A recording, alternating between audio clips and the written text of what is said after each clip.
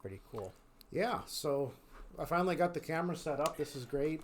We're still making a lot of progress with Julie's. There's my mom walking around the showroom area, I guess we could call it, for lack of a And better she's term. been a great help. Yeah. Yep. So anyway, I want to say I wanted to get all these cameras set up and start recording and making these videos about 8 months to a year ago, but well, hasn't been a year yet since we closed last April, but finally got them set up. So I just want to do a quick test. It is the last day of February, so the video is probably going to be horrible. The audio is probably going to be horrible.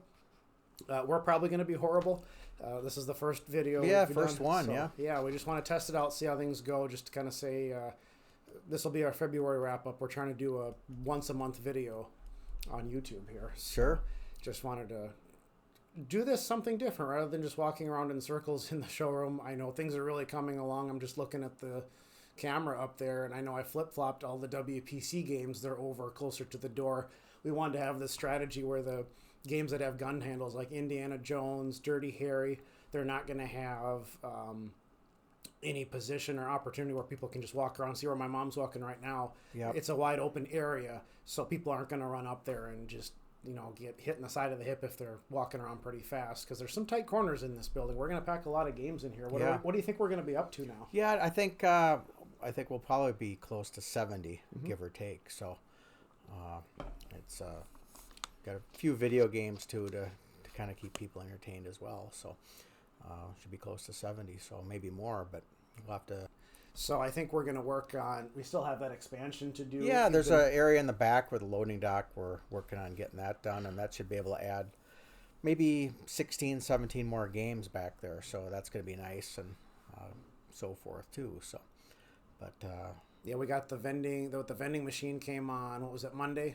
Yep, last that week. came Monday, and that was crazy. It's been kind of a crazy month. I was hoping to do some more updates, but I've had a work trip in Florida. So I was in Florida where it was about 35 to 40 degrees in the morning. So the weather's actually nicer right here right now. Sure. And the week before I was a little bit sick. I know you had some just kind of under the weather. We've just been kind of a crazy month, but yeah. Sometimes you come down here and you can come down here in the morning and everything. You're hitting home runs all day. Everything you touch, you fix and it works. And other times you can run into a snag that could eat up most of the day on some weird issue or whatnot. So it's what's funny is last week, and here I just heard the HVAC come on, so I'm just gonna hit pause and close my office door so we don't listen to that all right. Sorry about that, but not like you had to wait for me to do that. So what was I saying? Yeah, it's crazy. This afternoon, I went to Sam's Club, picked up some snacks for the machine, helping Mom hang up some of the banners. We got our banner hung up, and looks nice. Yep. Last weekend, it's like, I'm going to start working on this Doctor Who. We're going to get the thing chopped out, and I got everything stripped down. We're going to pull the flippers apart, rebuild them, and then today I was going to put it back together, and I haven't even touched it yet today. It's kind of funny how that works out. It's kind of tough that way, yeah. But I think a big question that everyone's going to be wondering about is, when the heck are we finally going to get a chance to open up? I know everyone's asking about a grand opening. I think at this point we're just going to ease into it, but like I say, we're here at the end of February. I think March will probably be our final month where we're just going to be wrenching on things, getting things ready. Sure, but yeah. I'm thinking maybe do some events first part of April. Is that what we're thinking? Yeah, I think April. We used to do a tournament many years ago over on South St. Paul, which was the first Sunday of the month, and that worked out very well. And I'd like to bring that back again to have people come out and play and enjoy the machines. So, but I think in April we'll definitely be open for the public. So. I'd like to do more of these videos. I mean, this is enjoyable. This is our first one. We're 4 minutes in. I don't have a script. I don't have bullet points, but I think it'd be fun to. I know you have a lot of experience with the industry, so it'd be kind of fun to sit down and do a little Q&A about some of the funny times, like when you were a kid moving games before you had a vehicle, and some of the moments being an operator and stuff like that, and any stories of machines. A lot of good history. I mean, I always tell people when everybody always asks, well, how'd you get into pinball? And it was back in the 70s. About 76 or so, my sister introduced me to pinball, and I really didn't like it at first. It was in the Midway Shopping Center, a place called Murphy's, and she used to we'd play this gun game. This was kind of a mechanical gun game where you kind of stand on a little stool and shoot the gun, and then eventually they got a pinball machine there, and I didn't really have an interest, but then it was probably few months later, went back and played it, and just got kind of hooked on it. And I think it was, it might have been like a Target Pool or something of that vintage. It's Target Pool. I think that's one of the games Dave and I picked up. We picked that up out of a barn. Yeah, originally, how I got into pinballs, I was on a bowling league when I was in middle school, and they had a Getaway High Speed 2 machine there.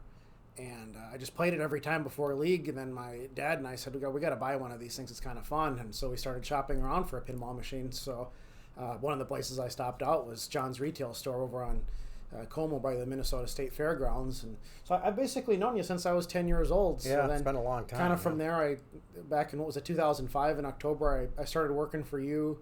And that lasted kind of through college and whatnot. And that's kind of how I paid my way through college, is fixing pinball machines.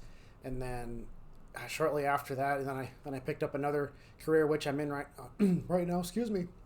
Someone left a Pearson salted nut roll on my desk, and I decided to excuse me. Jesus, yeah. I decided to enjoy. Sorry, it's unedited. Sorry for those wearing the headphones, but we'll probably wrap it up here in a second in light of this. But yeah, we definitely want to share more stories, do some more Q&A.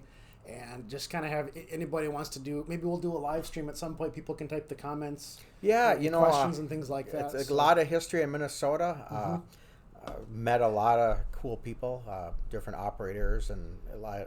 Got some Big Al stories. He's another. For those who don't know who Big Al is, he was a big retailer in the Twin Cities, and he opened. He probably opened back in the '80s, but we can talk about stories like that. But yeah, like we kind of circling back to everything. We're probably looking to be open and maybe have people do some signups. Probably maybe late March, early part of April. We're still ramping up the website and things like that. So rather than just having this huge shebang here all at once, we're probably just going to kind of ease into it and just kind of enjoy ourselves throughout the summer. I mean, I was playing the heck out of Vector up front, and all of a sudden wire comes off a coil and stuff like that. Now both the right flippers quit working and stuff like that. We're not even open, so we still got to get the games finished, chopped out. You can see we've got what is that, Bone Busters right there, and Firepower 2 in the front. And what's that game you've been working on all day today? Yeah, today I've been working on one called Solar Fire, which is kind of a rare game, and it's similar to Black Knight. It's got the multi-level on it and so forth. So it was kind of a basket case. It was a barn find actually from way up north. So that's just about done. So that'll be kind of a neat game. So we hope to have some quite a few different titles that you don't see every day out in the wild, so to speak. So, but that one, like I said, that one should be done probably in a week or so. Twilight. What do you think? Should we shop out that Twilight? Do you think we can get that Twilight Zone shopped out in time? Sure. Twilight Zone and Doctor Who's still got to be done. Eric's finishing Doctor Who's in a million pieces. We have an early. It's the early Twilight Zone. I don't know how early it is. I mean, it's like one of the 200. I don't think it's like a early prototype, but it's got the black and white clock, and it's got the, it's got the post and the pop bumpers and whatnot. So it's not like one of the first ones, but it's like one of the first 200s. What kind of bugged us at first is we had two Twilight Zones, and we can digress and get into some other deeper stories later. But it's kind of funny because it had like the playfield's got like this crack all the way down the middle, and it was really bugging me because we had this other Twilight Zone that had great cosmetics, and it's like, well, which one do you keep, which one do you sell? And just for the nostalgia, it's like you kind of have to have the original early one. In fact, they actually had the third magnet installed. They had the magnet core. Well, actually, I take that back. They had the magnet post going through the playfield. Obviously, you got to have that so the balls don't get stuck, but it didn't actually have the magnet coil underneath. So that's completely missing, so we still got to get a kit. But yeah, it's kind of some really tough decisions in pinball. It's like, what do you keep, what do you sell? Correct. We only have room for so much. My front hall closet still has 3 games in the front hall closet. Sure. My house is still kind of overflowing. But yeah, we're going to consolidate. We're hoping for an expansion, and we'll kind of gauge and see how the first year or so goes, and we'll make adjustments accordingly. If the place is going great, I mean, maybe knock a few walls down or something like that, and just kind of go with the flow. We're making up as we go, and we want this to be an enjoyable experience, not only for us, but you all who enjoy pinball and correct doing a good cause. I mean, we're not here to make money, that's for sure. I mean, restoring all these games, I've taken a lot out of my own pocket. Definitely a labor of love. It is a labor of love. So, and what we want to do is take the money that does come in, put it back into the building, put it back into the games, and also put it back into the community and do some good things for cancer research. Like I say, I still got to finish developing juliespinball.com. You can read more about John's wonderful sister and what she did in her life before it was cut short, ironically, due to cancer as well. Yeah. So we're coming up on 10 minutes. Let's get this video out for everybody for a February wrap up, and then hopefully March will really be in high gear here, and look forward to kind of seeing everybody in the next couple months. I think that's where we're at. Yeah, so, and I guess if you have any questions, put them in the comments section. Yeah, that's a good thought. Yeah, and that way we can kind of address them. If any comments about pinball in general or the history of in Minnesota. For the last, like I say, this is our very first video sitting down doing this. Dave and I used to do live streams, for those who know Dave Lee.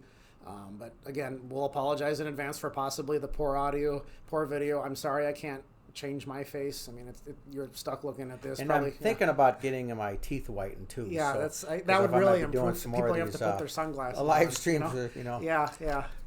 I'll have to go get a makeup artist and all that fun. Now that we're doing stuff like this, but everybody in the pinball community, I'm excited to. I used to be competitive in pinball, and I've kind of disappeared for a while when I kind of taken some steps forward in my life back in 2010, 2012, and I'm kind of getting back into the scene. So I'm really excited to start seeing people again. Unfortunately, I did see a lot of people when our friend Ben Granger passed away. We had a memorial for him, so I did see a lot of people I haven't seen in a very long time, but hopefully we'll start seeing more people again in a more positive note as we come together and play pinball and have a good time. Yeah, so, absolutely. Yeah. All right, I could talk for hours, and we will be talking. Yeah, for hours, we'll talk some more. I got all these ideas, sure. and it could go on for hours. But it's Saturday night. We're exhausted. I just got off a work trip and stuff like that, and we're kind of still recovering from the cold. So we'll see y'all later. Yep. Take care.